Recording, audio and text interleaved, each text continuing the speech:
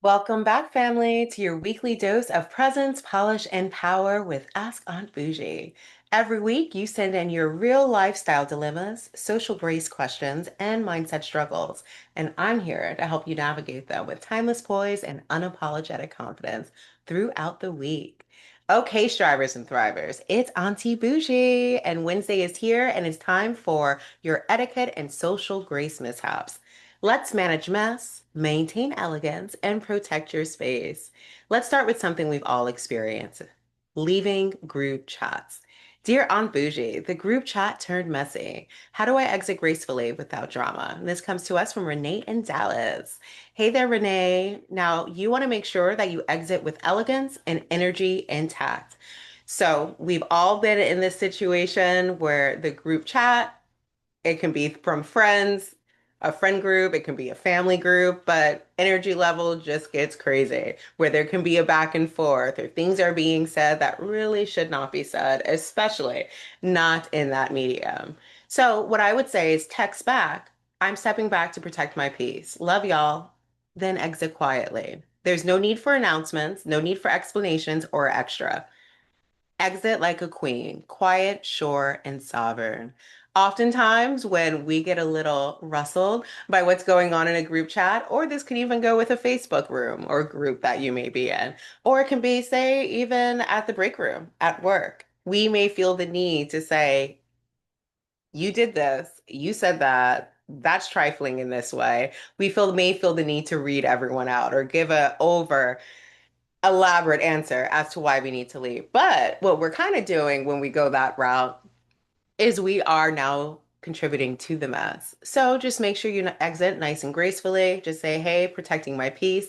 Oftentimes, when leaving like that, it can be a check for everyone in that group and say, you know what? She's kind of right. It has gotten a little messy. Sometimes you just get caught up in the chaos of it all. It can be a pause, a moment where they can reflect and then now elevate it. If you see things change, slide right back in. No need to, mention the messiness that was going on before. Now, if digital drama isn't enough, meet bodily chaos. Our next letter comes to us from Cassandra in Atlanta and involves a messy drunk guest. Dear Aunt Bougie, my friend got sloppy drunk at my dinner party. She knocked over a wine glass and cursed out my neighbor. What do I say after? Cassandra, whew, that's memorable for all the wrong reasons. And if we're being honest, most of us can admit, me included, that we've all been in this situation on either side of the equation, at least once ourselves, whether we can recall or not. So, my advice, call her privately. Say, I care about you, but your behavior crossed the line and disrupted the space I curated. If she's defensive, that's on her, not you. Now, what I will say going forward, something that you can do, because remember, your space, you have to protect that. So, Cassandra, what I would say going forward to minimize this from ever happening again, curate your guest list, not just the menu and the table. So, we did say, hey, I curated this wonderful dinner party and you messed it up, right? We don't really necessarily want to go to her with those terms because, of course, immediately she's going to get defensive.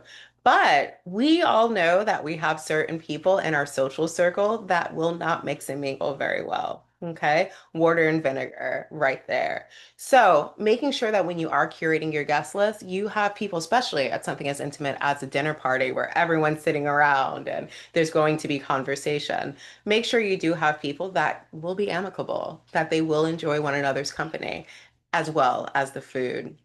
Also, I would recommend having a designated bartender or drink maker to carefully measure out pours. So, this is really key. It's not a matter of serving people or being stingy or anything like that. You're just aware. Now, again, this is your space, protect your peace. Okay. So, having someone that is, handling pours, I'm not saying cut anyone off, but maybe a little bit less of a pour of liquor, right? If you do see that they are kind of elevating or escalating a bit. Or how about consider having a signature drink for that evening, which can minimize the effect of intoxicating mixing and mingling. Drinking 101, you may not want to mix one liquor with wine or beer, or you may not want to mix different liquors together because it just goes 0 to 100 extremely quick. Keep the water flowing. Best tip ever. Make sure everyone has a glass of water to complement and equalize each glass of libation served.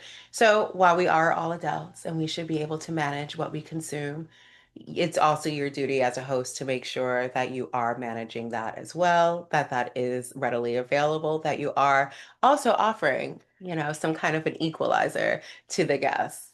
It'll make your night and everyone else's far more enjoyable. So remember, you are ultimately responsible for what goes down in your space.